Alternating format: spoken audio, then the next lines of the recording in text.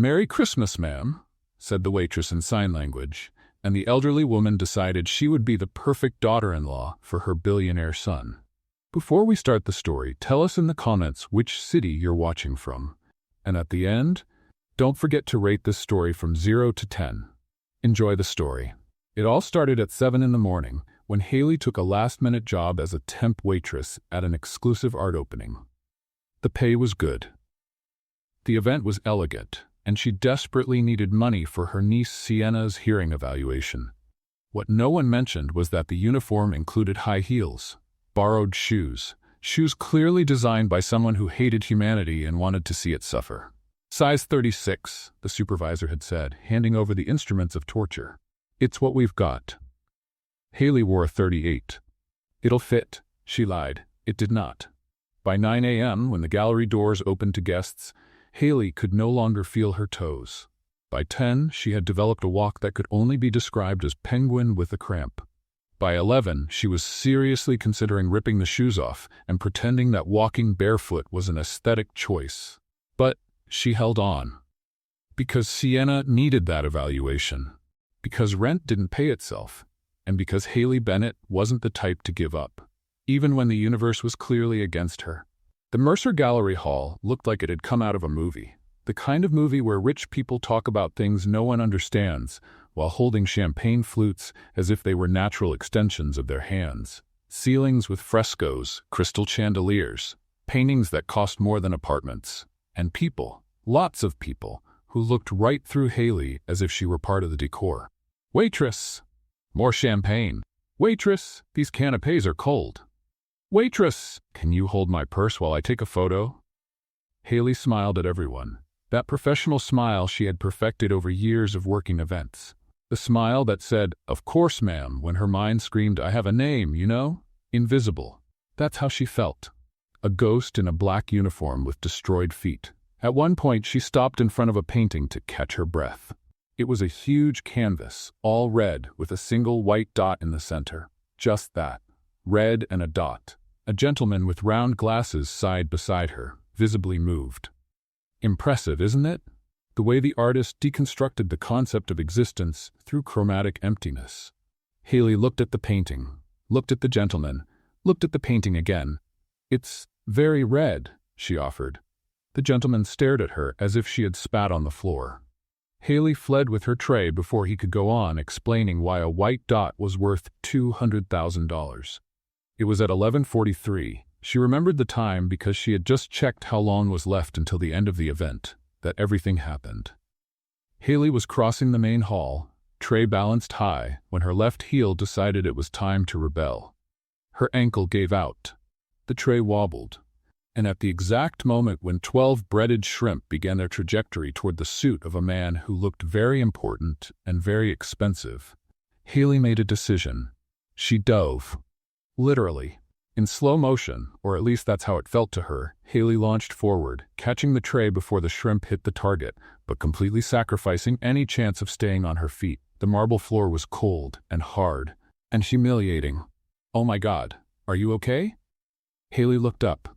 A young woman in a blue dress was watching her with genuine concern. "Perfectly fine," Haley answered from the floor, tray still held high like an Olympic waitress. "I'm just checking the quality of the marble. Italian, if I'm not mistaken." The young woman blinked, confused. Haley stood up as fast as her protesting knees allowed, straightened her uniform, and smiled as if nothing had happened. "Excuse me," and she walked away. Or rather, limped away with determination. It was during her strategic escape toward the kitchen that Haley saw the gold card fall. An elegant, elderly lady, queenly posture, pearl necklace, gray hair, and a flawless bun, had let something slip from the pocket of her coat. The card floated to the floor, landing a few steps from Haley. She bent to pick it up, this time with extreme care, because one more fall and she would need a doctor. "Ma'am?" "Nothing." "Excuse me, ma'am?" The elderly lady kept her back turned, observing a painting on the wall. Haley tried louder. "Ma'am?" A nearby woman looked at her with disapproval, as if Haley were shouting in a library. But the older woman did not turn around. And then Haley realized it. The way she tilted her head, the small hearing aid in her right ear. The eyes that looked for lips to read instead of sounds to hear. Haley's heart tightened. She knew that look. She saw it every day in Siena. Without thinking, she walked around and moved into the woman's line of sight. With gentle movements, the same ones she used with her niece since she was a baby, Haley signed in sign language. "Excuse me. You dropped this." The older woman's eyes widened. Haley held out the golden card and added, still signing, with a gentle smile, "Merry Christmas, ma'am." Miranda Mercer did not remember the last time she had cried. Maybe at her husband's funeral, 15 years ago. Maybe when Ethan graduated from college. Maybe never. Because Mercers did not cry. Mercers faced things. Mercers overcame. Mercers made other people cry in negotiations. But there, in the middle of her own gallery, in front of a waitress with scraped knees and a sincere smile, Miranda felt her eyes sting. In the last 8 months, since her hearing began to fail, she had become invisible in a different way. People shouted at her as if she were foolish. They spoke slowly as if she were a child. Or they simply stopped including her, because it was easier. No one had tried to communicate with her. Not really. "Thank you," Miranda whispered, her voice tight. The waitress just smiled and waved before walking away, disappearing among the guests as if she had not just changed someone's life. Miranda stood still, holding the golden card, feeling something she had not felt in a long time. Hope. "Mom?" Ethan Mercer approached carefully. 37 years old, a billionaire, head of the Mercer Foundation, and completely unable to understand why his mother seemed to be having an emotional experience in the middle of the art opening. Miranda Mercer did not have emotional experiences. Miranda Mercer caused emotional experiences in others. "Are you crying?" "Do not be ridiculous." Miranda straightened her posture at once. "It is allergies." "Allergies to what?" "To your many questions." Ethan looked toward where his mother was staring. He saw only a waitress walking away. Brown hair, black uniform, the walk of someone whose shoes were hurting a lot. "Who is she?" Miranda smiled. That smile. The smile of someone who had just had an idea that would change the lives of everyone around. No one important. But her eyes were shining. Her eyes said, "I found the perfect daughter-in-law for you, my son, and you have no idea what is coming." In the kitchen, Haley set down the tray and finally breathed. "What happened to you?" Carlos, another waiter, stared at her. "You look like you survived a war." "These shoes," Haley groaned, leaning against the counter. "These awful shoes. At least you did not fall in front of anyone important." Haley thought about the fall. About the man in the expensive suit. About the elegant older woman. "Yes," she lied. "At least that." 2 more hours. She only had to survive 2 more hours. What Haley did not know, what she could not imagine in a million years, was that on the other side of that wall, one of the most powerful women in Savannah was planning her future. Miranda Mercer had decided that that waitress would be her daughter-in-law, and when Miranda Mercer decided something, the universe had better be ready. Miranda Mercer did not chase people. People chased Miranda Mercer, to ask for favors, to beg for invitations, to try to enter her social circle. That was how it had worked in Savannah for 40 years. But there she was, hidden behind a bronze sculpture, spying on a waitress like a nosy teenager. "What am I doing?" she murmured to herself. The answer was clear. She was following the young woman who had touched her heart with 3 silent words, and she had no intention of stopping. Haley had come out of the kitchen with a new tray, this time with champagne, because apparently the universe wanted to test her with liquids that stain, and she tried to get through the last hour of the event. Her feet did not hurt anymore. That was because she could not feel them. "Excuse me, miss." Haley turned and came face to face with the elegant older woman from before, the lady with the golden card, the one who understood sign language. "Oh, are you all right? Do you need anything?" Miranda opened her mouth, closed it, opened it again. She had not planned what to say. Miranda Mercer, the woman who prepared speeches for every occasion, was completely without a script. "I just wanted." Miranda looked at the tray, searching for inspiration. "Champagne." "Of course." Haley offered the tray with a smile. Miranda picked up one glass, then another, and another. Haley watched her hold 3 glasses of champagne, her expression growing more and more confused. "Are you going to drink all of that?" Miranda looked at her own hands as if she didn't know how she had ended up there. "Therefore, Friends, she improvised. I have 3 friends. Very thirsty. Waiting over there in the corner. Haley looked at the corner. It was completely empty. There? They're shy. Very shy. Practically invisible. Miranda slipped away before she had to invent names for the imaginary friends. 15 minutes later, Haley was arranging napkins on a side table when a familiar voice came up beside her. Hello again. It was the older woman. Again. Without the 3 glasses, and without the supposed friends. Ma'am, did you manage to deliver the champagne to your shy friends? Miranda didn't blink. Yes. They drink very fast. Serious problem. Actually, I'm considering an intervention. Haley bit her lip to keep from laughing. And now you need napkins. Miranda took one and examined it with scientific interest. I'm checking the quality. Is it Egyptian linen? I don't know. It seems Egyptian. Miranda turned the napkin as if it were an archaeological artifact. Or Italian. This is my gallery, after all. I need to make sure everything is perfect. Haley's eyes widened. Your gallery? You're Miranda Mercer. She held out her hand. And you're the young woman who saved my card and my faith in humanity. On the other side of the room, Ethan watched the scene with growing confusion. His mother was talking to the waitress, the same waitress as before. But that wasn't the only thing that intrigued him. The young woman was using her hands, gesturing differently. Precise, fluid, intentional movements. Sign language. The waitress was talking to his mother in sign language, and Miranda, the same Miranda who pretended to the whole world that her hearing was perfectly fine, was responding. She smiled. She interacted in a way Ethan hadn't seen in months. What is going on? He murmured. Pardon? An investor beside him thought the question was for him. Nothing. Excuse me. Ethan crossed the room, unable to take his eyes off the scene. Who was that waitress? How did she know sign language? And why was his mother, who never, ever admitted needing help, so comfortable talking that way? So you study education? Miranda asked, her hands accompanying the words. Bilingual education, Haley confirmed, signing along. With a focus on inclusive education. My niece is deaf, so that's why you know sign language. I learned when she was a baby. Sienna is 6 now. Haley's face lit up as she spoke about her niece, her gestures becoming more animated.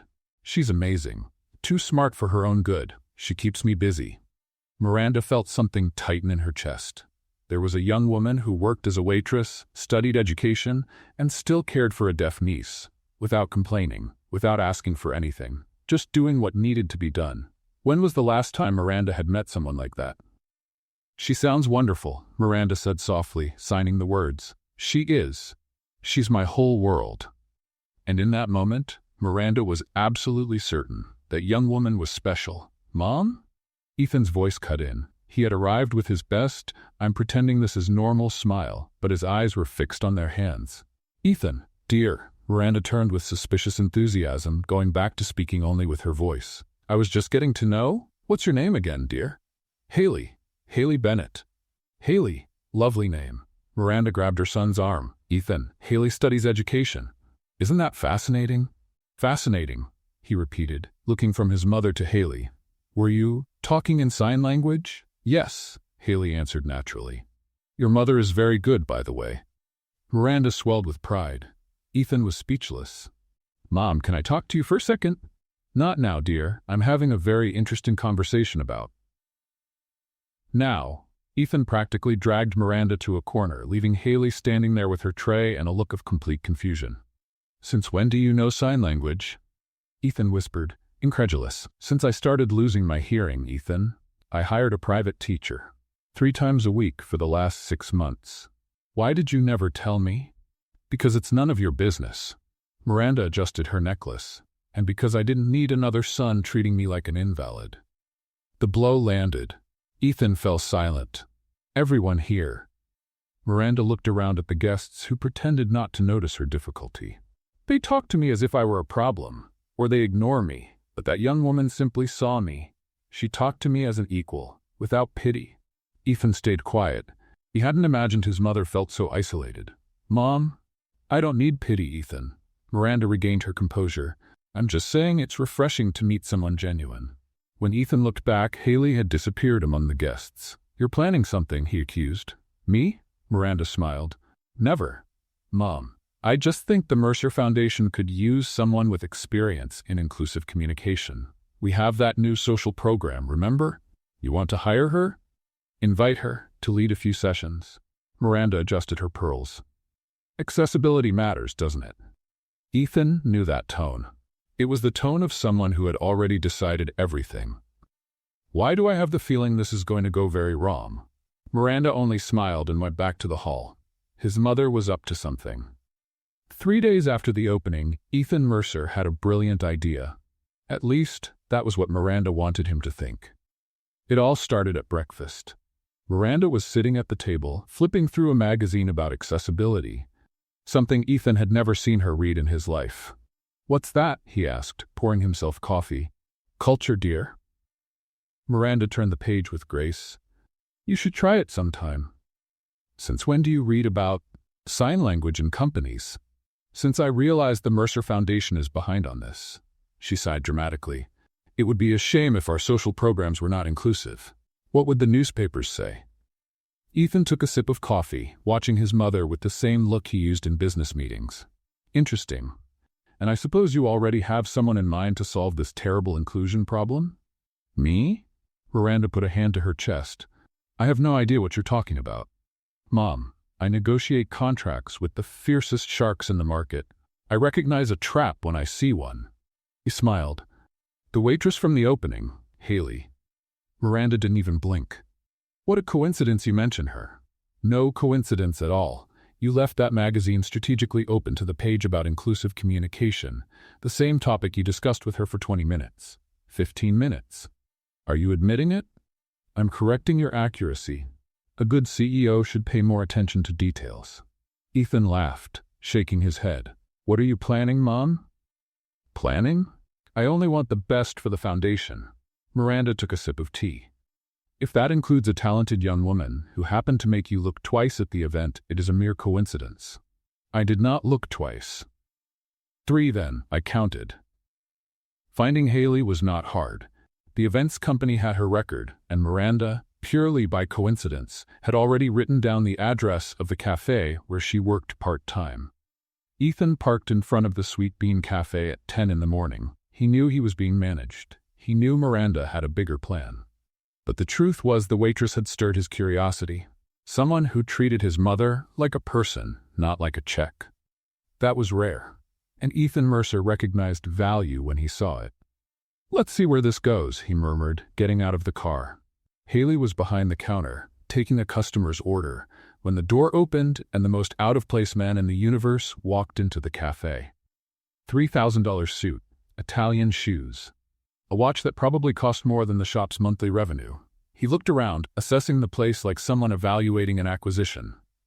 "Can I help you?" Haley asked, wary. "Coffee, please." "What kind?" "Strong, no fuss." "Americano, then?" "Perfect." Haley made the coffee, watching him out of the corner of her eye. He stood with a confident posture, but was clearly out of his natural habitat. "That will be $4. Ethan handed over a $100 bill. "Keep the change." "That's a $96 tip. Consider it an investment." "An investment in what exactly?" Ethan smiled. She was direct. He liked that.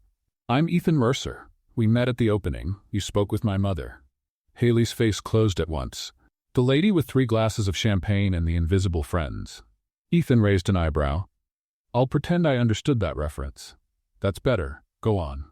"The Mercer Foundation is developing an accessibility program. We need someone to lead sign language sessions." He looked at her directly. "You are qualified, and my mother clearly approves." "Your mother followed me around the hall pretending to check napkins." "That sounds exactly like something she would do." "Aren't you going to defend her?" "Why?" "You're right." Haley folded her arms, studying him. "Why me? There are hundreds of qualified professionals in Savannah." "Probably, but you impressed Miranda Mercer. And believe me, that does not happen often." "So I'm being hired because your mother liked me?" "You're being invited because you're competent. The fact that my mother approves is only a bonus." Ethan tilted his head. "Or a warning, depending on your point of view." Haley almost smiled. "Almost. And you? What do you get out of it?" "A functional inclusion program. And maybe my mother will stop leaving strategic magazines on the breakfast table." "She did that? Page 42. marked with a pink sticky note. This time Haley laughed. "I need to think," she said at last. "Fair. Here." Ethan handed over a card. "My direct number. No secretary, no filter." He was almost at the door when Haley spoke. "Why does your mother care so much about this?" Ethan stopped. The question deserved an honest answer. "Because she's losing her hearing. And you were the first person in months who treated her normally." He turned. "My mother built an empire. She's faced everything. But this is breaking her little by little, and she would never admit it." Haley stayed quiet. "You made her truly smile," Ethan went on. "I hadn't seen that in a long time." He left before the conversation got too heavy. That evening, Ethan was having dinner with Miranda when she casually asked, "So, did you invite the young woman?" "I did. She's going to think about it." "Great. In the meantime, practice some signs. I don't want you embarrassing yourself." "Mother, come on, repeat after me." Miranda made a sign. "This means nice to meet you," Ethan repeated, awkward. "Perfect. Now this one." She made another sign. Ethan copied it. "Wonderful, you're a natural student." What Ethan didn't know was that the first sign meant, "Your hair looks like a bird's nest." And the second, "I collect porcelain dolls." Miranda sipped her tea, hiding her smile. Some lessons her son needed to learn on his own. 2 days later, Haley called. "I accept, but I have one condition." "Say it." "My niece, Sienna, she needs a hearing evaluation I can't afford. If the foundation can help?" "Done." Silence. "Just like that? No red tape?" "I'm the CEO. Red tape is other people's problem." Monday, 9 o'clock. Haley hung up, still processing. At the Mercer mansion, Miranda watched her son down the hall, smiling at his phone like she hadn't in years. "Phase 1 complete," she murmured. Now it was time to make sure those two spent a lot of time together. And Miranda already had the perfect plan. Monday, 9 in the morning. Ethan Mercer was about to find out there were things money could not buy. Motor coordination was one of them. The Mercer Foundation's meeting room had been turned into an improvised classroom. Round table, comfortable chairs, and a whiteboard where Haley had written, "Sign Language Basics." Ethan looked at the board like someone facing a contract in Mandarin. "Relax," Haley said, arranging some materials. "It's not that hard. I speak 4 languages." "Great, this will be the 5th. Spoken, with the mouth, like a normal person." Haley raised an eyebrow. "Millions of people communicate in sign language every day. Are they all abnormal?" Ethan opened his mouth, closed it, opened it again. "I didn't mean it that way." "I know, but your panicked face was funny." The door opened and a mini hurricane of 6 years old ran in. Sienna had curly hair, huge eyes, and the energy of about 15 squirrels in one child. She ran to Haley, hugged her legs, and then turned to Ethan with curiosity. "Who is he?" she signed quickly. "Ethan. He's going to learn with us." Sienna looked him up and down with the silent judgment only children can deliver. "He looks lost," she signed. "Sienna." "What?" "It's true." Ethan looked from one to the other, completely lost. "What did she say?" "That you look ready to learn," Haley lied. Sienna laughed silently, covering her mouth with her hands. "Let's start with the basics," Haley announced. "Good morning." She demonstrated the sign, open hand touching the chin, then moving forward. "Simple. Your turn." Ethan tried. His hand went to the wrong place, the movement came out crooked, and he looked like he was having a small spasm. Sienna tilted her head. "He said French fry," she signed to Haley. "No, he didn't." "He did. Look." Sienna repeated exactly what Ethan had done. "French fry." Haley bit her lip to keep from laughing. "Okay, almost. Let's try again." 15 minutes later, Ethan had managed to say "good morning" correctly exactly once. The other attempts included banana, Tuesday, and something Sienna refused to translate, only shaking her head in disapproval. "How is this so hard?" Ethan rubbed his forehead. "I closed a $200 million deal last week." "Congratulations, but $200 million won't help you say thank you correctly." That was cruel. That was honest. Sienna, meanwhile, was bored. She had already mastered everything Haley taught and had started making comments about Ethan's performance. "He's very slow," she signed. "He's learning." "My turtle learns faster." "You don't have a turtle." "If I had one, it would learn faster." Outside the room, Miranda Mercer was watching through the crack in the door. She had told herself she would just stop by to check if everything was going well. A convenient lie. In truth, she couldn't stay away. Through the crack, she saw Haley patiently guiding Ethan's hands. She saw Sienna laughing silently at every mistake. She saw communication happening, real, genuine, inclusive. Miranda felt her eyes sting. This was what she wanted. This was what she needed to see more of in the world. People trying to understand each other. Without pity, without embarrassment, just connection. She wiped away a tear before it escaped and kept watching in silence. "Let's try nice to meet you," Haley suggested. "My mother taught me that one." "Great, show me." Ethan made the gesture that Miranda had taught with great confidence. Haley went quiet. Sienna's eyes went wide. "What is it?" Ethan asked. "You just said her hair looks like a bird's nest." "What? And yesterday the other gesture she taught?" "I collect porcelain dolls." Ethan froze for a full 5 seconds. "My mother sabotaged me?" Apparently. Outside, Miranda covered her mouth to muffle her laugh. "Okay, let's fix that." Haley stepped closer to Ethan. "The correct sign is like this." She took his hands to position them correctly. And then something changed. The touch was gentle, professional, but when their eyes met, neither of them moved. Haley's hands were still holding his. The air grew heavier. "You need to spread your fingers more," she said, her voice a shade lower than usual. "Like this?" Almost. Neither of them let go. Sienna looked from one to the other, then made a sign to herself that meant, "Adults are strange." The moment broke when the door opened all the way. Miranda walked in as if she hadn't been spying for 20 minutes. "Hello, I just came to see how things are going." She smiled brightly. "Did I interrupt something?" Haley dropped Ethan's hands as if they were on fire. "No, nothing, just finger placement." "I see." Miranda nodded. "Placement is very important." Ethan shot his mother a look. "You taught me the wrong signs on purpose." "Me? Never." "Bird's nest, mother? My teacher must have taught me wrong. How awful. I'll sue him." "You're not suing anyone." "True. He's very nice." Miranda turned to Sienna. "And who is this princess?" Sienna studied Miranda with alert eyes. Then she signed slowly so the lady could follow. "Are you his mother?" Miranda replied in signs, a little shaky but determined. "I am." "And you are Haley's niece?" Sienna nodded, impressed. "You sign well for an old person." "Sienna?" Haley's eyes went wide, but Miranda laughed, a genuine laugh, the kind Ethan hadn't heard in months. "I like her," Miranda said. "Honesty is rare these days." The lesson went on for another hour. Ethan went from disastrous to just bad. Sienna gave scores from 0 to 10 for each attempt. He never got more than a 4. And Miranda stayed in the corner, watching everything with a smile she couldn't hide. When it ended, Haley was putting away the materials while Ethan massaged his hands. "This is more tiring than a board meeting. But more useful. Debatable. You said thank you correctly 3 times. 3 times out of 50 attempts. Progress is progress." Sienna tugged on Haley's sleeve. "I liked it here," she signed. "Can we come back? Every week, remember?" Sienna's eyes shone. Ethan watched the interaction, something warming in his chest. That little girl, there was something special about her. "Same time next week?" Haley asked. "Same time," Ethan confirmed, "but maybe with less maternal sabotage." Miranda, already at the door, pretended not to hear. Later, in the car, Sienna held Haley's hand while looking out the window. "Auntie?" "Yes?"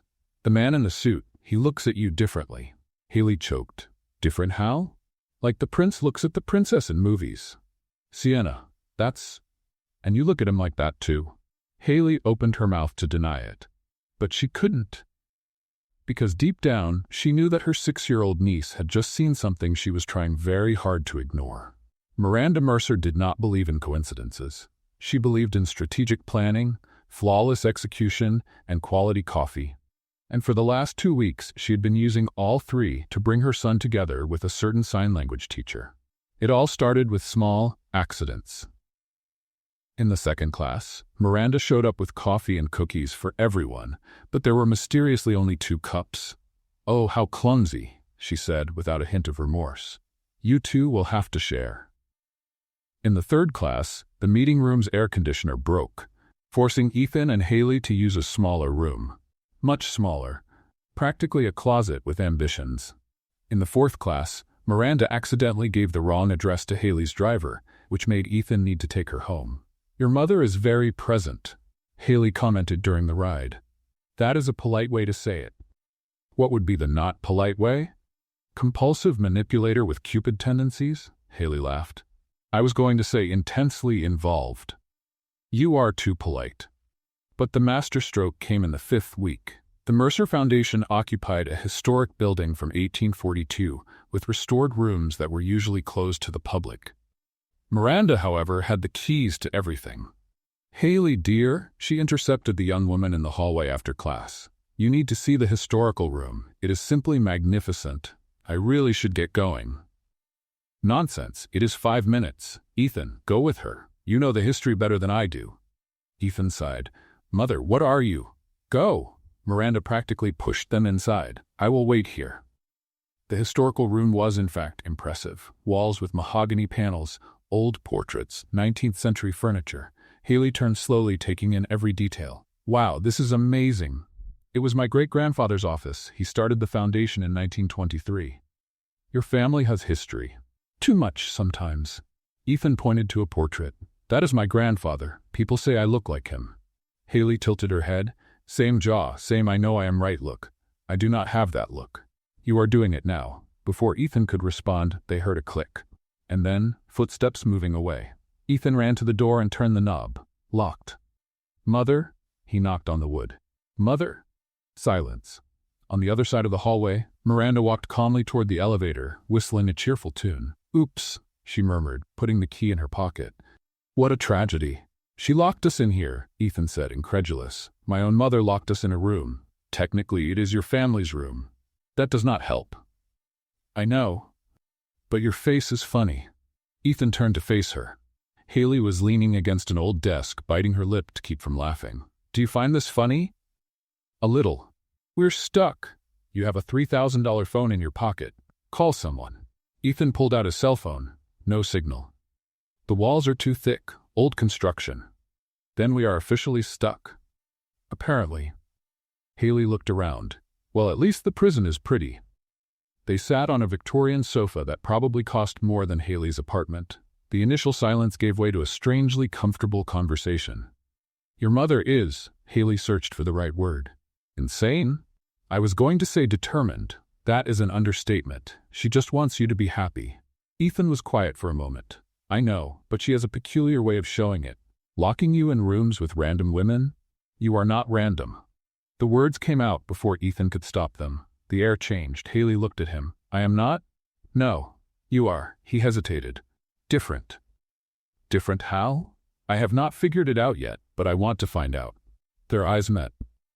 The distance on the sofa felt smaller than before. Haley felt her heart race. This was dangerous. She was starting to get attached to a billionaire, with a mother who clearly had plans. Ethan, yes, your mother is trying to set us up, I know. And you are letting her? Apparently. Why? He smiled, a genuine smile, without the CEO armor, because maybe she is not completely wrong. 40 minutes later, the door finally opened. Miranda appeared with a perfectly rehearsed look of surprise. My goodness, you're still here? The door must have jammed. How awful. Mother, the key is in your pocket. How observant you are, dear. You locked us in on purpose. What a terrible accusation. Miranda turned to Haley. Dear, would you like some tea? You must be traumatized. Actually, it was interesting. Miranda's eyes shone. Was it? Mother, Ethan warned. What, can I not be interested in the well-being of my guests? Later, while Ethan took a work call, Miranda pulled Haley into a corner. May I be honest with you? Haley nodded, cautious. I know I seem like a meddling old woman. You are not. I am, and I do not mind. Miranda sighed, but I have my reasons. She looked at her son through the glass window. My husband passed away 15 years ago. Since then, it's just Ethan and me. And now, she discreetly touched the hearing aid. Now I'm losing one more thing. Haley felt her chest tighten. Mrs. Mercer. Miranda. Call me Miranda. The matriarch pulled herself together. I'm afraid of growing old alone, but I'm even more afraid that Ethan will be alone. He works too much, smiles too little, doesn't let anyone in. And you think I think you make him smile for real, and that's rare. Miranda held Haley's hand. I'm not asking you to fall in love with him. I'm just asking you to give it a chance. Haley looked at Ethan, who was gesturing animatedly on the phone, completely unaware of the conversation. What if it doesn't work? What if it does? When Haley left that night, her head was a mess. Miranda was intimidating, and sweet, and manipulative, and genuine, all at the same time. And Ethan was a problem. A problem with brown eyes, a rare smile, and hands she couldn't forget since that touch in the first class. Her phone buzzed. A message from an unknown number. "Sorry for the temporary arrest. Dinner tomorrow? As an apology. Just the two of us. Without my mother, I promise. Ethan." Haley stared at the screen for a long moment. A voice in her head screamed to refuse. It was too risky, worlds too different. But another voice, one that sounded suspiciously like Miranda, whispered, "What if it works?" She typed the answer before she could change her mind. "Only if you can say good morning correctly in signs." The reply came in seconds. "Challenge accepted, but if I say French fries, you still have to go." Haley laughed to herself in the car. She was in trouble. And for the first time in a long time, she didn't mind at all. Ethan was already at the restaurant when Haley arrived. Sitting at a table with a view of the Savannah River, checking his watch as if time were a late employee. "You got here early," she said. 20 minutes. Strategic preparation." That has a name. It's called anxiety. In the corporate world, we call it proactive anticipation. Did you just make that up? Totally. Haley laughed and sat down. So she rested her chin on her hand. "Did you practice?" "All week." "Show me." Ethan took a deep breath, focused, and signed with the concentration of a surgeon in a delicate operation. Haley watched. "And?" he asked. "First try, good night. Second, I like cheese. Third, good morning, perfect. 2 mistakes in 3 tries. I'm getting better. Statistically, yes. I'll put that on my resume." Dinner flowed like a conversation between old friends. Ethan told her about the time Miranda made him wear a tuxedo at 12 to learn to carry himself like a mercer. Haley told him about Sienna convincing the whole class that she was the daughter of a European princess. "She's 6 and already convinces people better than I do," Haley said. "Bright future in politics, or in sales, or in world domination." "That's an option too." Over dessert, Ethan asked, "Is the flirting working?" Haley pretended to evaluate. 7 out of 10. "Did it go up a point since the start of the evening?" "You got the right dessert fork?" Impressive for a billionaire. "I practice." When they left the restaurant, Haley was floating. The world felt lighter, more colorful, more possible. She should have been suspicious. Good things never lasted. A week later, Ethan invited her to the launch cocktail for the Foundation's accessibility program. "You're part of the project," he said. "You should be there." "As an employee?" "As my guest." "Ethan, please." Haley hesitated, but she ended up accepting. The next day, she went shopping. Alone, because taking Sienna to a dress store was a guarantee of comments that were a bit too honest.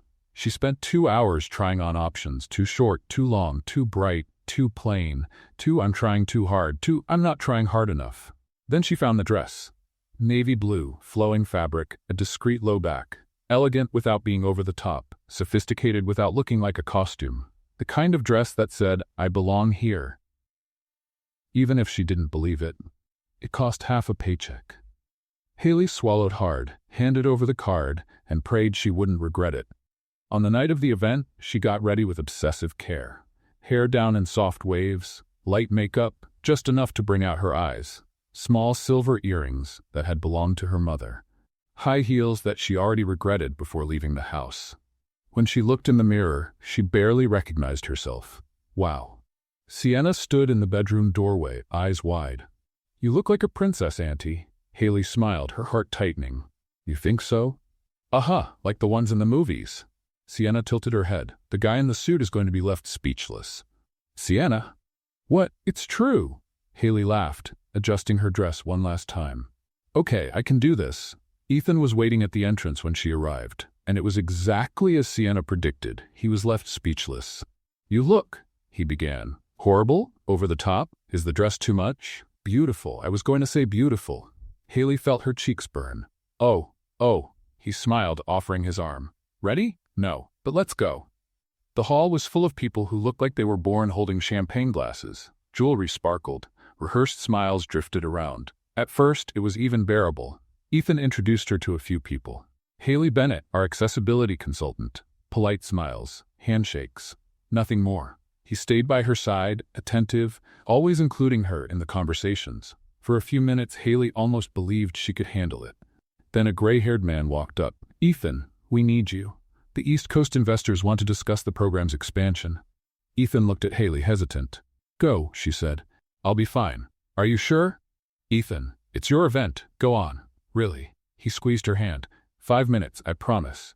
5 minutes turned into 10, then 15. Haley didn't blame Ethan. He was the host. It made sense that everyone wanted a piece of him. But alone, without him at her side, she became visible in a different way. First came the looks, women scanning her dress, whispers behind champagne glasses. A blonde woman approached, glass in hand, sharp smile. You're Ethan's date, right? The sign language teacher? That's right. How interesting. The woman looked her over. Where are you from, dear? From Savannah. And your family is? Just me and my niece. The silence said more than any words. Ah, well, enjoy the party. It must be a different experience for you. The whispers followed her like shadows. Who is she again?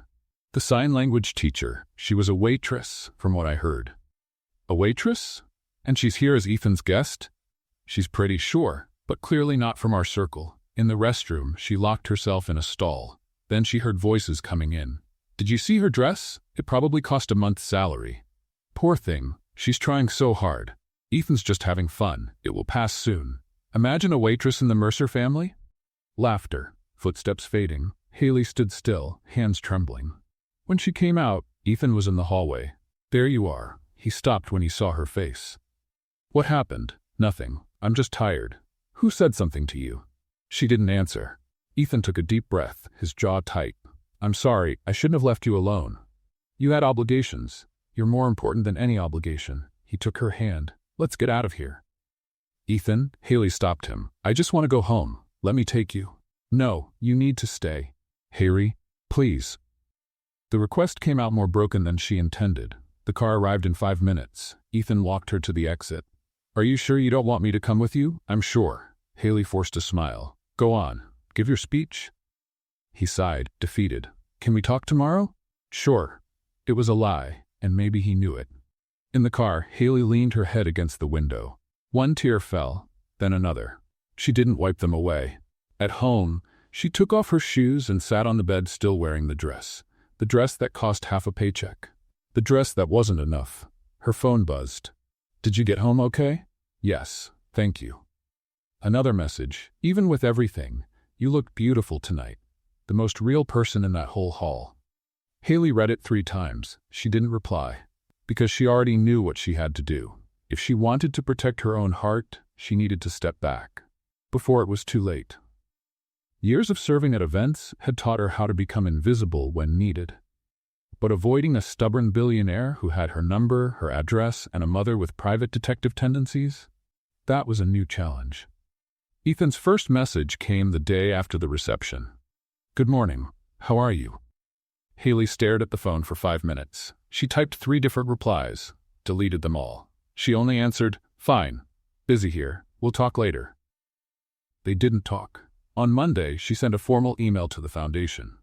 Dear all, due to academic commitments, I will need to reschedule this week's sessions. Sincerely, Haley Bennett. Ethan called 15 minutes later. She didn't answer. He texted, academic commitments? You know you have my number, right? She replied, sorry, busy week. Sienna has the flu. A lie. Sienna was perfectly healthy and at that very moment trying to teach the neighbor's cat to do little soccer kicks. On Wednesday, Ethan tried again. Is Sienna better? Still a bit sick? I can send a private doctor. No need. Then can I bring soup? No, I mean thank you, but there's no need. She's allergic to soup. Haley stared at the message she had just sent. Allergic to soup. She had just said her niece was allergic to soup. Allergic to soup? Ethan replied. It's rare, very rare, a genetic condition. Haley put the phone down and covered her face with her hands. She was the worst liar in the world. At the Mercer mansion, Ethan stared at his phone like it was an unsolvable riddle. Allergic to soup? He murmured. Is that even a thing? He did what any confused man would do. He searched on Google. No relevant results. Then he did the second thing any confused man would do. He looked for help. Unfortunately, the help available was Gerald, the 68-year-old butler who had worked for the Mercers since before Ethan was born. Gerald, can I ask you a question? Of course, sir. When a woman says she's busy but she's clearly not busy and starts making up excuses that get more and more absurd. What does that mean? Gerald considered the question with a philosopher's seriousness. In my experience, sir, it means she wants you to go after her. Really? Or that she wants distance. One of the two. That doesn't help, Gerald. Women are complex, sir. It's part of the charm. By Friday, Ethan was desperate. He had sent 7 messages. 2 were ignored. 3 got one-word answers, 1 got a thumbs-up emoji, and the last one, a joke about French fries, was seen and not answered. Seen and not answered. It was the modern equivalent of a slap in the face. "Mother," he said at breakfast, "I need advice." Miranda looked up from the newspaper. "About what?" "Women. That's vague. One specific woman." "Haley. How do you know?" "Dear, you've had a lost puppy face for 5 days. I don't need to be a genius." Ethan sighed. "She's avoiding me, and I don't know what I did." Miranda folded the newspaper calmly. "What happened at the cocktail party?" "Nothing. I mean, she left early, said she was tired." "And you believed that?" Shouldn't I have believed it?" Miranda looked at him with a mix of tenderness and despair. "Ethan, my son, you're brilliant in business, but in relationships, you are completely blind. Thanks for the support. It's not criticism, it's a diagnosis." Miranda knew exactly what had happened. She had heard the whispers at the cocktail party, seen the looks, noticed how Haley kept getting smaller as the night went on. But she also knew she couldn't interfere. Not this time. "What do I do?" Ethan asked. "Go talk to her. She doesn't answer my messages. Then go in person. And if she doesn't want to see me, then at least you'll know." Miranda took a sip of tea. "But something tells me she does. She's just scared." "Scared of what?" "Of you. Of your world. Of not being enough." Miranda looked at him. She heard things at the cocktail party, Ethan. Things that confirmed all her fears. The penny finally dropped. The whispers. The whispers. That afternoon, Ethan showed up at the Sweet Bean Cafe. Haley was behind the counter when the doorbell rang. She looked up, saw who it was, and almost dropped the coffee pitcher. "What are you doing?" "I came to have coffee." "You don't drink coffee." "Today I do." "Ethan, an Americano, please. Simple and straightforward. It's what you recommended the first time, remember?" She remembered. She remembered every detail of that day. With slightly shaky hands, she made the coffee and set it on the counter. "That's $4. He handed her a 20. "Keep the change." "Ethan, that's a tip of $16. I know math." Silence. "Can we talk?" he asked. "I'm working." "When do you get off?" "Late." "I'll wait." "Ethan?" "Haley." He looked at her. "You've been avoiding me for a week. You made up that Sienna is allergic to soup, and you didn't answer my French fry joke, which, by the way, was very good. It was reasonable. It was excellent." Despite everything, Haley felt the corner of her mouth lift. "Please," he said, softer. "Just tell me what I did wrong." She looked around. The cafe was almost empty. "You didn't do anything wrong." "Then why are you running from me?" "I'm not allergic to soup, Haley." She closed her eyes. "Because that cocktail party reminded me of reality." "What reality?" "That I don't belong in your world. That those people look at me and see a waitress in a costume. That no matter how hard I try, I'll never be enough." Her voice shook. "And I like you, Ethan, more than I should, and that scares me. Because when you realize they're right, they're not right. You don't know that. I do." He leaned over the counter. "Because I like you too. More than I should, and I don't care what those people think. But I care." The silence between them grew heavy. "So that's it?" Ethan asked. "You're going to give up because of people who mean nothing?" "It's not just that, it's everything. We're from different worlds. Different worlds can meet, or they can collide." Ethan took a deep breath. "Okay, I understand you need time, but I want you to know one thing." He placed a hand over hers. "You're the most genuine person I've ever met, and if you decide it's worth trying, I'll be waiting." He left the coffee on the table, untouched, and walked to the door. "Ethan," he turned. "The French fry joke was a 6 at best." He smiled. "Liar." After work, Haley got home, put Sienna to bed, and sat on the couch hugging her knees. She was running away. She knew it. Running out of fear of getting hurt, out of fear of not being enough, out of fear of wanting something she might never be able to have. But Ethan's voice wouldn't leave her head. "If you decide it's worth trying, I'll be waiting." The phone buzzed. A message from an unknown number. "Hi, dear. It's Miranda. I got your number from the receptionist. I hope you don't mind. Can we talk tomorrow? Just the two of us. I promise I won't lock you in any room. Haley stared at the screen. Miranda Mercer wanted to talk. Just the two of them. Was that good or terrible? Probably both. Miranda Mercer did nothing without a purpose. So when she showed up at Haley's apartment with a box of French pastries and a smile that said, "We need to talk," Haley knew she was in trouble. "May I come in?" Miranda asked. Haley looked at the apartment behind her, small, modest, with Sienna's toys scattered on the floor and a pile of pedagogy books on the table. "Sorry about the mess?" "Dear, I raised a son. I know what a mess is." Miranda walked in as if she were entering a palace. "By the way, it's cozy here. It has soul. What it has is a lack of space. Space is overrated." Sienna ran in from the kitchen, stopped when she saw the guest, and signed to Haley. "It's the lady with the pearls." "Sienna, that's—" But Miranda was already signing back. "Hello, princess, do you remember me?" Sienna's eyes lit up. "You sign well for an old person."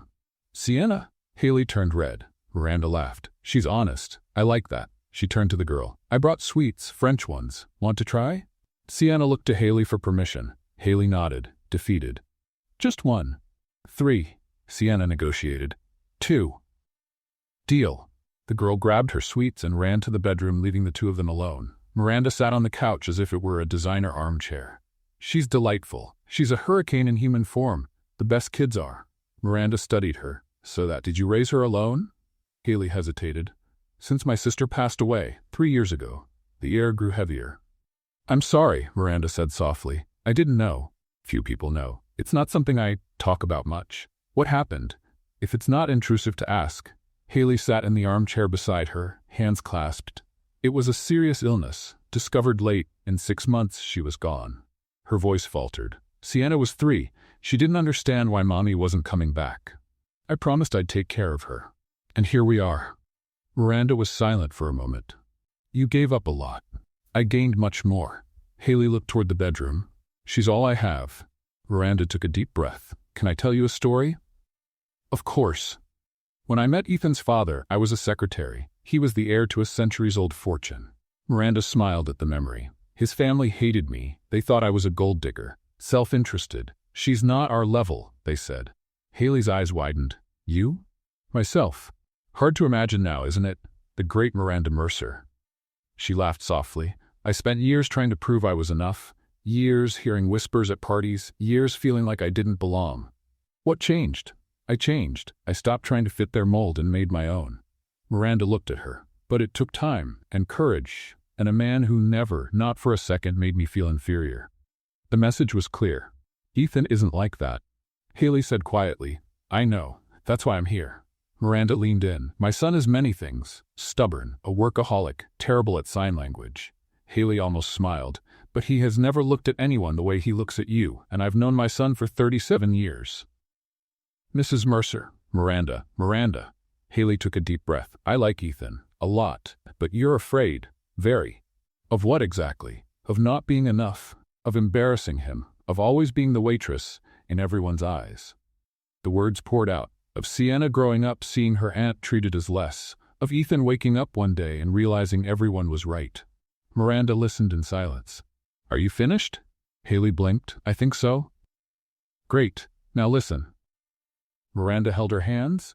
"Those people at the cocktail party, they are empty. They inherited everything, built nothing. They look down on you because you represent what they will never be, someone real. But I am not finished." Miranda squeezed her hands. "You raised a child on your own while working and studying. You learned an entire language out of love. You made my son smile in a way I had not seen in years. And you still think you are not enough?" Haley felt her eyes sting. "You do not understand." "I understand more than you think." Miranda let go of her hands and stood up. "I am not here to convince you of anything. The decision is yours. But do not make that decision based on fear. Make it based on what you want." The doorbell rang. Haley frowned. "I did not." Miranda smiled, adjusting her pearl necklace. "Oh, it must be Ethan. I told him to come pick me up." "What? Oops, I forgot to mention." Miranda walked to the door. "What a lovely coincidence." "Miranda?" But she was already opening the door. Ethan was standing in the hallway, clearly not sure what to expect. "Mother, what are you?" He saw Haley. "Hi." Awkward silence. Miranda picked up her purse. Well, I will get going. Haley, dear, the desserts are yours. Ethan, dear, behave. She turned at the door. Oh, and I am taking Sienna out for ice cream. You have 1 hour. Mother. But Miranda was already walking toward Sienna's room, leaving the two of them alone. I swear I did not know she was going to do this, Ethan said. I know, she is unpredictable. That is the understatement of the year. Another silence. May I come in? He asked. Haley hesitated. Then she stepped to the side. Ethan looked around the apartment. Small but cozy. Photos of Sienna on the walls, stacks of books. A life built with effort. It is nice here. You do not have to lie. I am not lying. He turned to her. Haley, what did my mother say? A lot. About me. About her. About how it was before she was the great Miranda Mercer. Haley crossed her arms. She was also not enough for your father's family. Ethan sighed. She never told me that. Maybe because you never needed to hear it. He stepped closer. Haley, I need you to be honest with me. Totally honest. No excuses about soup. She almost laughed. That was pathetic. It was creative, but pathetic. He held her gaze. Why are you running? The silence stretched. Then Haley decided to be honest. For the first time, because I am terrified. The words came out weaker than she wanted. Of not being enough. Of you one day realizing everyone was right. Of falling in love and then having the ground pulled out from under me. Haley, I have already lost a lot, Ethan. My sister. My stability. My sense of safety. A tear slipped out. Sienna is all I have. And I promised myself I would never again put myself in a position to lose something important. And am I important? The question hung in the air. More than I wanted you to be, she admitted. Ethan took another step. Want to know a secret? What? I am terrified too.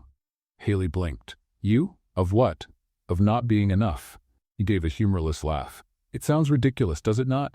The billionaire afraid of not being enough. A little, but it is true. My father was brilliant. He built an empire. Everyone expects me to be the same. And sometimes, he hesitated. Sometimes I walk into meetings and I'm sure they're going to find out I am a fraud, that I inherited everything but deserve nothing. Ethan. And do you know when I do not feel that way? He looked at her. When I am with you, because you do not look at me and see the CEO or the wealth or the Mercer name, you look at me and see me. Just me. Haley felt her heart tighten. You are being unfair. How? Saying things like that, making me want to believe. Then believe. She shook her head. It is not that simple. No one said it would be simple, but it can be worth it. Ethan held her face with both hands. I do not know what the future holds. I cannot promise it will be easy, but I can promise I will be by your side. Always.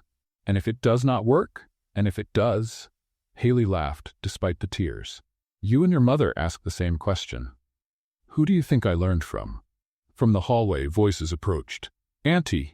Sienna ran in, her mouth smeared with chocolate ice cream. The lady with the pearls is really nice. She said I can visit her house and see the horses.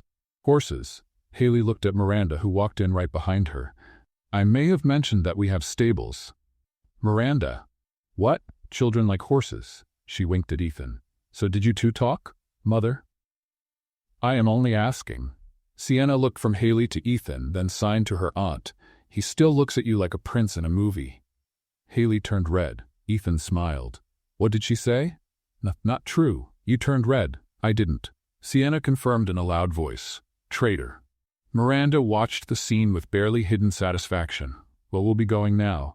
She touched Ethan's arm. Take all the time you need, dear. Thanks, Mom, I think. Haley, Miranda turned to her. Think about what I said, and remember, courage isn't the absence of fear. It's acting in spite of it. She left, leaving a comfortable silence behind. So, Ethan said, where were we? Haley took a deep breath. You were convincing me to try. And is it working? She looked at Sienna, who was pretending to play but was clearly listening. She looked at Ethan, who waited with endless patience. She looked inside herself, at the fear that was still there, but now sharing space with something else. Hope, maybe, she said. Ask me again tomorrow. Ethan smiled. I'll ask every day until you say yes. Is that persistence or stubbornness? In the business world, we call it strategic determination. Haley laughed. And for the first time in a long time, the laughter didn't come with fear. Ethan kept his promise. On the first day, he texted at 7 in the morning. So? It's already tomorrow. Are you going to try? Haley replied, ask me again tomorrow. On the second day, tomorrow has arrived again. Still thinking. On the third day, technically, every day is yesterday's tomorrow. That doesn't even make sense. It does if you say yes. On the fourth day, Haley didn't answer with words. She sent a thinking face emoji. On the fifth day, Ethan showed up at the cafe with a bouquet of wildflowers, because roses were too cliché, and an invitation. Sienna's evaluation is tomorrow. Can I come along? Haley looked at the flowers. Looked at him. Looked at the flowers again. You really don't give up, do you? Strategic determination, remember? She sighed, but it was a sigh that came with a smile. All right, you can go. Is that a yes to the evaluation or a yes to us? It's a yes to the evaluation. The rest, ask me again tomorrow. Tomorrow arrived with Sienna absolutely convinced of one thing, that audiology booth was a spaceship in disguise. Auntie, look, it looks like the movies. Haley held her niece's hand as they looked at the audiology room. Strange walls, shiny equipment, a booth with thick glass. It's just a testing booth, dear. No, it isn't. Sienna squinted. It looks like a spaceship. Do you think there's an alien in there? There's no alien. Did you go check? Sienna. What if there is, Auntie? Ethan arrived 2 minutes early with 2 cups of hot chocolate and a nervous smile. I brought reinforcements, he said, handing Haley a cup. You didn't have to come. I wanted to come. Sienna tugged on Haley's sleeve and whispered very loudly, because 6-year-olds don't know how to whisper. Auntie, the handsome man brought chocolate. Haley turned red. Ethan pretended not to hear, but his smile gave him away. Do you want chocolate too, Sienna? I do, but Auntie said I can't have too much sugar. She made a strategic pause. But today is a special day, right, Auntie? Haley sighed. Half a cup? Big half or small half? Sienna? Okay. The audiologist appeared, a woman with gray hair and a warm smile named Dr. Patterson. Sienna Bennett? That's me. The girl raised her hand, bouncing in place. Ready for the test? Is it in the spaceship? Dr. Patterson looked at Haley. She thinks the booth is a spaceship, Haley explained. Ah, the doctor smiled and crouched to be at Sienna's level. You know, you're right. This booth is very special. Sienna's eyes shone. I knew it, Auntie, I told you. Inside the booth, Sienna sat in the chair and spun 3 times before Haley could stop her. When you hear a little sound, raise your hand, okay? Dr. Patterson explained through the microphone. Like a game? That's right. Yay, I'm good at games. Sienna adjusted the huge headphones on her small head. Auntie, they look like elephant ears. Outside, Haley bit her lip to keep from laughing. Is she always like this? Ethan asked. Always. The test began. Haley watched through the glass. Her fingers intertwined so tightly her knuckles were white. Every time Sienna raised her hand, her heart jumped. Every time she didn't, it sank. Ethan noticed. Hey, he put his hand over hers. It's going to be okay. You don't know that? No? But I'm choosing to believe. Is that optimism or stubbornness? A bit of both. Inside the booth, Sienna raised her hand with exaggerated enthusiasm each time she heard something. At one point, she raised both hands. You were supposed to raise just one, Dr. Patterson said through the microphone. But I heard it on both sides. The doctor laughed. She has personality, she commented to Haley. That's a kind way to put it.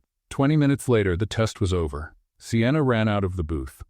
Aunt, did I do well? Did I win? How many points? It's not quite like that, honey, but I raised my hand many times. Count them, Aunt. Dr. Patterson smiled. You did very well, Sienna. Now I'm going to talk with your aunt about the results, okay? Is it a secret? It's an adult thing. Sienna made a face. Adult stuff is boring. The silence that followed was the longest of Haley's life. Dr. Patterson studied the charts. Sienna got distracted, drawing on a piece of paper with a pen she had found, and Haley felt like she was going to faint. Ethan held her hand under the table. She didn't let go. The news is good, Dr. Patterson finally said. Haley forgot how to breathe. Good.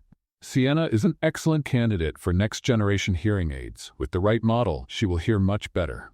How much better? Normal conversations, television, music. Her quality of life will improve a lot.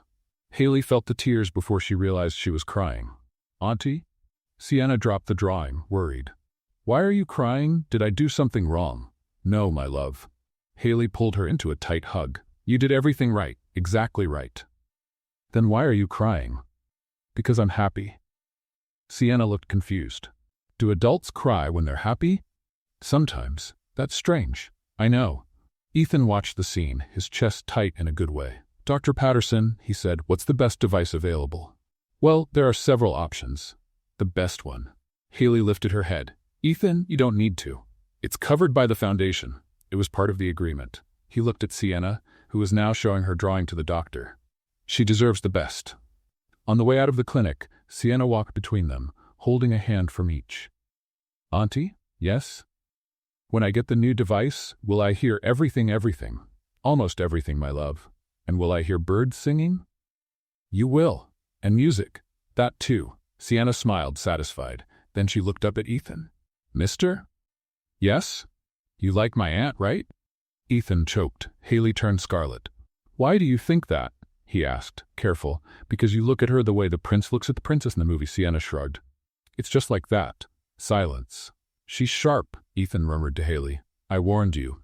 In the car on the way home, Sienna fell asleep in the back seat, entering. Haley watched her in the rearview mirror, her heart overflowing. Thank you, she said softly. You already thanked me. I know, but not just for the device, for everything. Ethan smiled. Speaking of that, it's still today. Can I ask again? Ethan, will you try? The two of us? The silence stretched. Haley looked at Sienna sleeping. She looked at Ethan waiting. She looked at herself, at the fear that still existed but now seemed smaller. Yes, she said. I'll try. Ethan didn't move. Yes? Yes? A real yes? How many times do you want me to repeat it? About 10, to be sure. Haley laughed. Yes, Ethan, the two of us, together. He held her hand over the car's console, and neither of them let go. In the back seat, Sienna opened one eye. She saw their hands together. She smiled and went back to sleep for real this time. Saying yes to Ethan was the easy part. Saying yes to Miranda Mercer and a benefit vernissage with Savannah's elite, that was another level of challenge. The invitation came 3 weeks after Sienna's evaluation, delivered in person by Miranda, who showed up at Haley's apartment with a gold envelope and that smile that didn't accept no as an answer. The Mercer Foundation's annual benefit vernissage, Miranda announced. And you, my dear, are officially invited. Haley looked at the envelope as if it were a summons. As a guest? As my son's date. Miranda, I don't know if... Wonderful. I'll pick you up Saturday so we can choose the dress. Wait, I didn't say. 10 in the morning. Be ready. And she left before Haley could protest. Does she do that all the time? Haley asked Ethan on the phone that night. Do what? Completely ignore it when someone tries to refuse something. Oh, that. Ethan laughed. Yes. It's her superpower. Ethan, I don't know if I can go to this event. Silence on the other end. Because of the reception? Haley closed her eyes. The memories still hurt. The whispers. The looks. The feeling of being an intruder in a world that wasn't hers. What if it's the same? It won't be. You can't guarantee that. No, he admitted, but this time I won't leave your side for even a second. Ethan, listen, you don't have to go if you don't want to. I understand, truly. His voice grew softer, but I would love to have you there, by my side, as my partner. Haley's heart tightened. Let me think. Of course, but tell my mother, because she's probably already reserving the whole store. Saturday, 10 in the morning. Miranda showed up right on time. Have you thought about it? She asked as soon as Haley opened the door. I'm still thinking. Great. Think while you try on dresses. Miranda, the car is waiting. The store was the kind of place Haley had never stepped into in her life. Huge mirrors, crystal chandeliers, and dresses that probably cost more than her yearly rent. This one. Miranda pointed to a bright red dress. Try it on. It's very red. Red is power. Red is everyone look at me. Exactly. Haley tried it on. She came out of the fitting room feeling like a traffic sign. Miranda tilted her head. No, it looks like you're going to direct traffic. That's what I said. The second dress was light pink. Looks like a flower girl, Miranda vetoed. The third was black with sequins. Looks like an upside-down Christmas tree. The fourth was beige. Looks like you gave up on living. Miranda. What? Honesty is a virtue. By the 15th dress, Haley was ready to give up. Maybe this is a sign, she said from the fitting room. Maybe I shouldn't go. Miranda sighed. Dear, come out of there. Haley came out, still in the green dress that looked like a hotel curtain, according to Miranda. The matriarch led her to a couch and sat beside her. Can I tell you something? Sure. At my first vernissage as a Mercer wife, I wore the wrong dress. Haley blinked. Really? Very real. It was purple, with ruffles. I looked like an eggplant at a debutante ball. Haley tried not to laugh. She failed. And you know what happened? Miranda went on. Everyone looked. Everyone whispered. A woman asked if I'd confused the event with a circus. What did you do? I cried in the bathroom for 20 minutes. Miranda smiled at the memory. Then I dried my tears, went back to the hall, and danced all night with my husband. And the whispers? They kept going, for years, until one day they stopped. She held Haley's hand. Do you know why? Why? Because I stopped caring. And when you stop giving power to other people's opinions, they lose their strength. Haley was quiet for a moment. And what if I can't stop caring? Then you fake it until you can. That's what all of us do at the beginning. Do you still fake it? Miranda laughed. Dear, after 40 years, I genuinely don't care anymore. But it took time. She squeezed Haley's hand. You don't have to get there today. You just need to take the first step. And if I stumble, then you get up, and I'll be there to help. The saleswoman appeared with one more dress, teal blue, elegant, timeless. No excessive sparkle, but with a fit that seemed tailor-made. That one, Miranda said before Haley even tried it on. How do you know? 40 years choosing dresses, trust me. Haley went into the fitting room, put on the dress, looked in the mirror, and for the first time that day she didn't see a waitress trying to be something else. She saw a woman. Beautiful, elegant, worthy. When she came out of the fitting room, Miranda smiled. Perfect. You think so? I know. Miranda stood and adjusted a strap on the dress. My son will forget how to breathe when he sees you. Haley laughed, her cheeks flushing. So, does that mean you're going? Miranda asked. The question hung in the air. Haley thought of the cocktail party, the whispers, the fear. Then she thought of Ethan, of Miranda, of Sienna, who would soon hear the world more clearly. Of everything she had gained since that day at the Mercer Gallery when she signed Merry Christmas to a stranger. I will, she said. I will. Miranda smiled, a genuine smile with no strategy behind it. I knew you'd say that. Did you know or did you plan it? Both, dear, both. Leaving the store, Haley carried a bag with the teal blue dress and a fear that still existed, but now felt smaller. The phone buzzed. A message from Ethan. Did my mother convince you? Your mother is a force of nature. Is that a yes? It's a yes. You won't regret it. Promise? I promise I'll make it worth it. Haley smiled at the screen. She was terrified, still, but she was also hopeful, and sometimes hope was enough. 3 days until the vernissage. 3 days to face the world that once made her feel invisible. But this time she wouldn't be alone. And maybe, just maybe, that would make all the difference. The 3 days passed like 3 minutes. And now Haley stood in front of the mirror, dressed in teal blue, trying to remember how to breathe. The dress was even more beautiful than she remembered. The fabric fell perfectly, hugging her curves in an elegant way without being overdone. The teal blue brought out her eyes and contrasted with her fair skin. The low back was bold enough to be sophisticated, but discreet enough that she didn't freak out. Haley adjusted her hair for the 10th time. Soft waves that had taken an hour to look natural. Light but well-done makeup. She had watched 12 tutorials on her phone to get the perfect blend. Her mother's silver earrings shone on her ears, the only thing she had inherited besides memories. You can do this, she told the reflection. You can do this. The reflection didn't look convinced. The doorbell rang. Haley's heart raced. Auntie, they're here! Sienna shouted from the living room, still in pajamas, a cookie in her hand. Haley took one last deep breath, adjusted the dress, and walked to the door. When she opened it, Miranda came in first, elegant as always in a champagne dress and her signature pearl necklace. Dear, you look, Miranda began, but stopped when she really saw Haley. A smile spread across her face. Absolutely stunning. Thank you, But Haley couldn't finish the sentence, because Ethan appeared behind Miranda, and stopped, completely stopped. In the middle of the hallway, one hand still on the doorknob, his mouth slightly open, his eyes fixed on her as if the rest of the world had ceased to exist. Silence stretched for 3 seconds. 4. 5. Miranda looked from her son to Haley and back to her son. Ethan? Dear? She snapped her fingers in front of his face. Are you still among the living? Nothing. I think we broke him, Miranda commented to Haley. Haley felt her face burn. Is it too much? Is it over the top? I can change, I still have that black dress. No.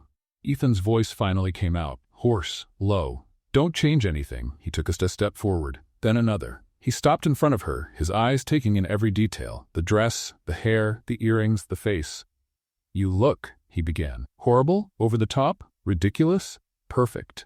The word came out as if pulled from him. You look absolutely perfect. Haley forgot how to breathe. Really? Haley, I've seen a lot in my life. I've been to events with models, actresses, heirs to empires. He held her face with both hands, gentle, as if she were too precious. None of them come close to you right now. You're exaggerating. I'm being honest. For the first time in my life, I don't have enough words. Miranda cleared her throat. This is historically relevant. Ethan always has too many words. Neither of them heard. You look beautiful too, Haley said, finally managing to form sentences.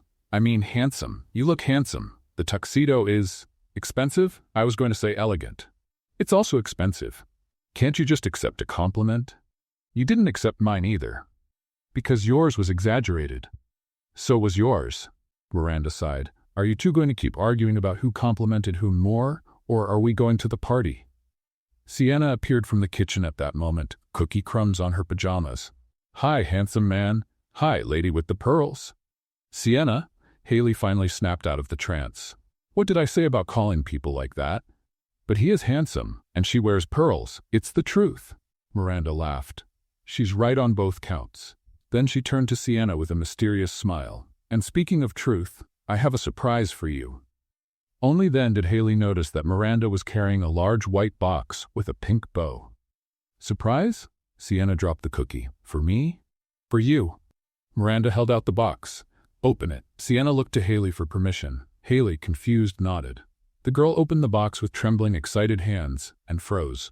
Inside was a baby pink dress with delicate lace details, shiny ballet flats, and a small crystal tiara. Is it for me? Sienna whispered, as if speaking loudly would make the dress disappear. Of course it is. Miranda knelt beside her. You didn't think you were staying home while your aunt goes to the ball, did you? Sienna's eyes filled with tears. I'm going to the party too? You're the most important guest of the night. Sienna threw herself into Miranda's arms so hard she almost knocked the matriarch over. Thank you, thank you, thank you. Miranda, caught by surprise, took a second to react. Then she hugged the girl back, her eyes suspiciously bright. You're welcome, princess. Haley watched the scene, unable to speak. Ethan came closer and whispered, Are you okay? Your mother. Haley swallowed the lump in her throat. She didn't have to do that. She wanted to. There's a difference. But it must have cost a fortune. For her, it's not about money. Ethan looked at Miranda, who was now helping Sienna lift the dress from the box carefully. It's about family. We're not her family. Ethan took Haley's hand. Yet. 15 minutes later, Sienna came out of the bedroom transformed. The pink dress fit perfectly. The shiny flats sparkled with every step. And the tiara was slightly crooked, but Sienna refused to let anyone adjust it. Auntie, I look like a princess. You are a princess, my love. A real princess? Like with a castle? Like with the most beautiful heart in the world? Sienna considered that. I think I would prefer the castle, but okay. Miranda laughed. She is impossible. I know, Haley sighed. I raised this little monster. Hey, Sienna protested. I am not a little monster. I am a princess. You just said so. And so they went to the party. The Mercer Gallery Hall was unrecognizable. Golden lights, white flowers, an orchestra playing softly. It was the same place as the cocktail party that had crushed Haley weeks before. But this time, everything felt different. Are you okay? Ethan whispered, trying not to freak out. Freaking out in a good way or a bad way, I have not decided yet. Sienna tugged on Haley's hand. Auntie, why is everyone looking? Because you look beautiful, princess. Sienna waved to a group of ladies. Hi, do you like my dress? The ladies smiled and waved back. A white-haired lady came closer. Ethan, dear, who are these charming young ladies? Mrs. Wellington, this is Haley Bennett, my girlfriend. Delighted, you are a lucky young woman. Actually, Ethan corrected, I am the lucky one. Sienna tugged on Haley's sleeve. Auntie, why do you have so many little stones on your neck? Sienna. What? There are so many. The lady laughed. They are diamonds, dear. All of them must be very afraid of thieves. Miranda pretended to cough. Half an hour later, Miranda went up on stage. Good evening, everyone. This year, our focus is the accessibility program. And I have a surprise. She looked at Sienna. Princess, can you come up here? Haley felt her heart race. Sienna went up on stage, her crooked tiara shining. This is Sienna Bennett, Miranda announced. She is 6 years old and one of the bravest people I know. An assistant brought a small box. Carefully, Miranda placed the hearing device in Sienna's ear and turned it on. Sienna's eyes widened. It is different. It is stronger. Can you hear me, Princess? I can. Sienna looked for Haley. Auntie, I can hear better. Haley could not hold back the tears. The applause was real, heartfelt. Sienna looked confused. Why are they clapping? I only put something in my ear. Laughter around the hall.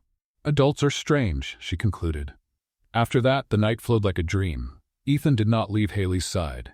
Every person who approached, he introduced her without hesitation, and little by little, the judging looks were replaced by genuine smiles. Sienna became the star of the party. She danced with Miranda, ate more canapés than she should, and charmed every person who crossed her path. At one point, the orchestra played a waltz. Dance with me? Ethan held out his hand. I do not know how to dance a waltz. I do not either. Let us pretend together. Haley laughed and accepted. They danced, awkward, laughing at their own mistakes, completely oblivious to the rest of the hall. Are you happy? He asked. Very. She rested her head on his shoulder. Thank you for this. For what? For making me feel like I belong here. You belong. You always have. Near midnight, Miranda came over. It is getting late, and the princess is already falling asleep. Sienna was sitting in a chair, eyes closing, the tiara finally tipping to the side. I will call a car, Haley said. Nonsense. Miranda waved. You are going to sleep at the mansion. I already prepared rooms. Miranda, you do not need to. I insist. Sienna is exhausted. You are too, and I am not letting you cross the city at this hour. Haley looked at Ethan. He smiled. There is no point arguing. When she decides something, I heard that, Miranda said. The Mercer mansion was exactly as Haley imagined, and nothing like she imagined at the same time. Huge, yes. Elegant, certainly, but also welcoming. Family photos on the walls, fresh flowers in vases, the smell of home.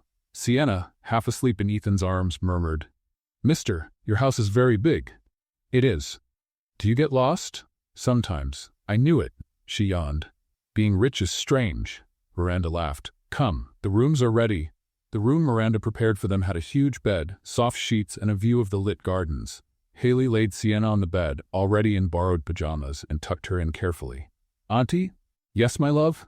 Today was the best day of my life. Haley's eyes stung. Mine too. Can we come back here? We will see. That is an adult yes, right? Maybe.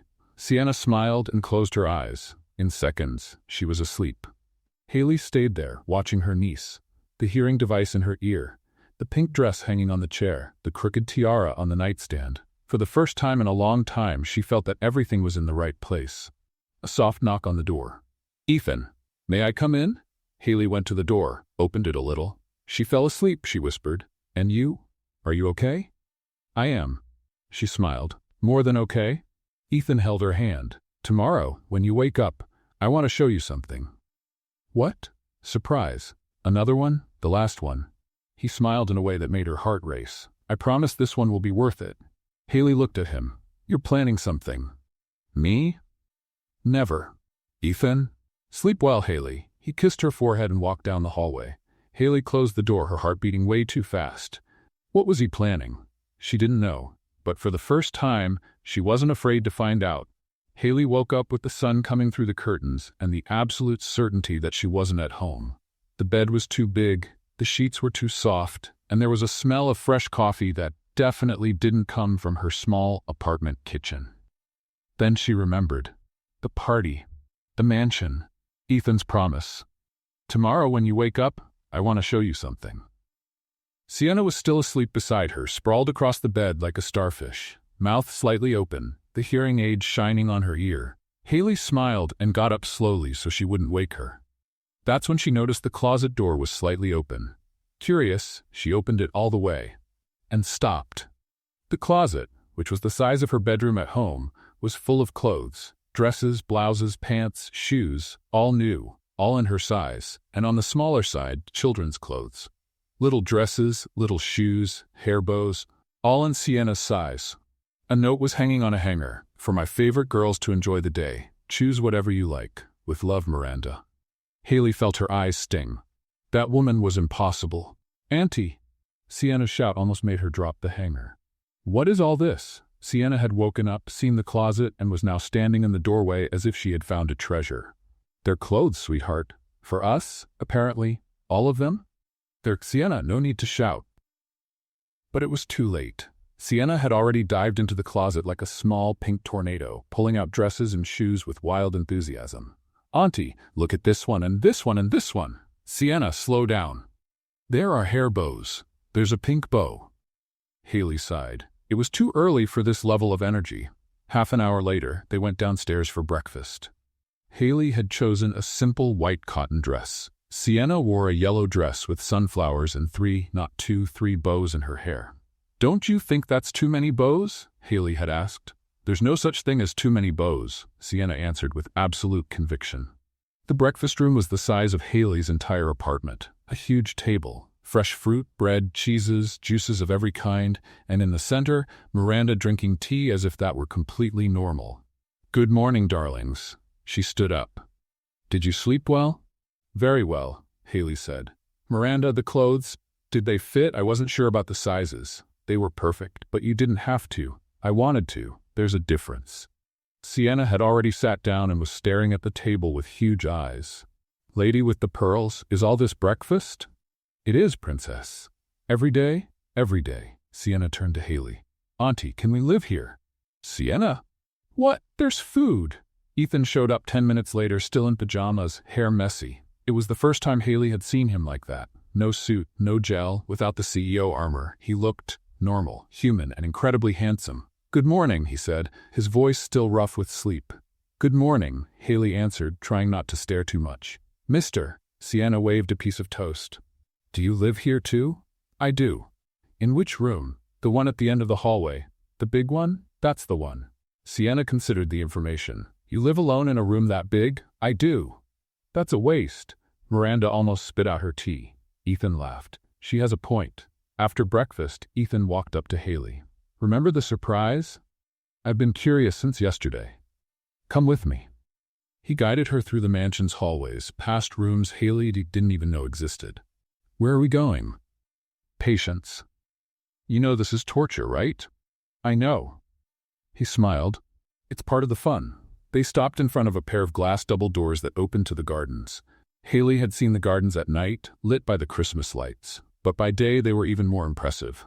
Flower beds, fountains, stone paths winding between old trees. It's beautiful, she whispered.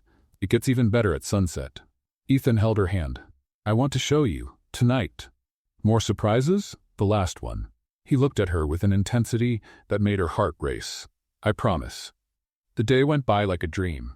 Lunch on the veranda, overlooking the gardens. Sienna running across the lawn, chasing butterflies. Miranda teaching Haley to identify the flowers in the garden. Ethan watching everything with a smile that seemed permanent. It was strange, not the place, not the people. What was strange was how everything felt, right, natural, as if she had always belonged there. In the late afternoon, Miranda showed up with another dress for Haley. Emerald green, long, elegant. For tonight, she said with a mysterious smile. Miranda, what are you all planning? Me? Nothing. You're lying. I never lie. Miranda winked. I only omit information strategically.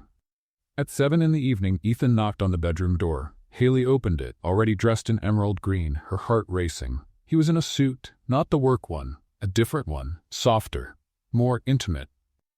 Ready? For what exactly? You'll see. The gardens at dusk were magical. Lanterns hung from the trees, candles floated in the fountain, rose petals were spread along the stone path. Ethan, Haley whispered. What is this? He didn't answer. He just led her to a gazebo in the center of the garden, decorated with white flowers and golden lights. I rehearsed this all week, Ethan said, his voice slightly unsteady. Rehearsed what? He took a deep breath, and then he raised his hands and began to sign. Haley recognized the gestures. Some perfect, others not so much. You are the most. Ethan paused, frowned, and read the sign. The most amazing person I've ever met. She felt her eyes fill. He went on, his hands trembling slightly. You taught me to listen, to see, to feel. A tear ran down Haley's face. And I want to spend the rest of my life. Ethan stopped. He looked at his own hands. Wait, that's not right. Haley laughed through her tears. What did you say? I meant to say by your side, but I think I said with your shoe. She burst out laughing. You want to spend your life with my shoe? Technically, yes, apparently. He rubbed his forehead. I practice so much. Ethan, let me try again. Ethan, I can get this right. Ethan. He stopped. Haley held his hands. I understood. He looked at her, his eyes shining. You did? You're asking me to marry you, with or without my shoe? Ethan laughed, a nervous, relieved laugh. I am. He took a little box from his pocket. Haley Bennett, will you? Yes. The voice wasn't Haley's, it was Sienna's. They both turned. Sienna was hiding behind a bush, her big eyes shining, Miranda right behind her, trying and failing to hold her back. I heard everything, Sienna shouted, running to them. She says yes, she does. Sienna, Miranda chased her. I told you to wait, but he already asked. Haley didn't know whether to laugh or cry. She did both. Princess, Ethan said, crouching down, I need to hear it from your aunt. But she's going to say yes, I know. How do you know? Because she says your name in her sleep, and giggles. Haley turned scarlet. Sienna. What? It's true. Ethan stood up, still laughing, and turned to Haley. So, do you say yes? Haley looked at him, at Sienna, at Miranda, who was crying quietly behind the bush while pretending she wasn't there. She looked at the ring box, at the lit gardens, at the life she never imagined she could have. Yes, she said, 1,000 times yes. Ethan slid the ring onto her finger and kissed her. Yuck! Sienna covered her eyes. Grown-up kiss again. But she was jumping with joy. Miranda appeared, eyes red. Finally. You planned all of this, didn't you? Haley asked. Me? Never. Miranda sniffed. I only suggested a few things, like decorating the entire garden? Details. Sienna tugged on Ethan's sleeve. Mister? Yes? If you marry my aunt, will you be my uncle? Ethan looked at Haley. Haley nodded, tears still falling. I will, Princess. Sienna thought for a moment. Uncle Ethan. She tried the words. I like it. It sounds important. It is. More important than handsome mister? Much more. Sienna smiled, that huge smile that lit up any place, and hugged his legs with all the strength of her 6 years. Later, sitting in the gazebo, Haley rested her head on Ethan's shoulder. Sienna slept in Miranda's lap, exhausted from so much emotion. The lanterns glowed softly.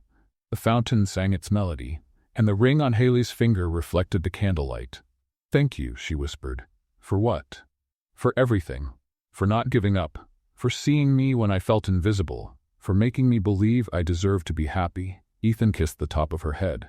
You always deserved it. You just needed someone to remind you. Miranda came closer, Sienna still asleep in her arms. Welcome to the family, she said softly. Haley smiled. Thank you for accepting me. Dear, I chose you the moment you said Merry Christmas in sign language. Miranda winked. Ethan is the one who took too long to notice. Hey, Ethan protested. I noticed fast. You mixed up good morning with French fries for 3 weeks. That's irrelevant. It's history. Haley laughed. That family was chaotic, unpredictable, and completely crazy. And now it was hers too. Sienna stirred in Miranda's arms, opening one eye. Auntie? Yes, my love? Are we going to live here now? Haley looked at Ethan. Ethan looked at Miranda. Miranda smiled. If you want to. Sienna opened both eyes. Is that a grown-up yes? That's a real yes. Sienna smiled, sleepy, happy, complete. Nice. I like it here. She yawned. There's a big breakfast, and went back to sleep. Haley took a deep breath. A year ago, she was a waitress serving champagne at events she could never attend. Today, she was engaged to a billionaire, embraced by the most welcoming family she had ever met, with a ring on her finger and a future she had never dared to dream. All because one day, she saw an elderly lady drop a card, and signed 3 words, Merry Christmas, ma'am. The end. What did you think of Savannah's most determined matchmaker mother-in-law? Would you want a Miranda in your life? Leave your opinion in the comments. On a scale from 0 to 10, what score would you give this story? Don't forget to subscribe to the channel and turn on the bell to get more moving stories like this one. See you next time.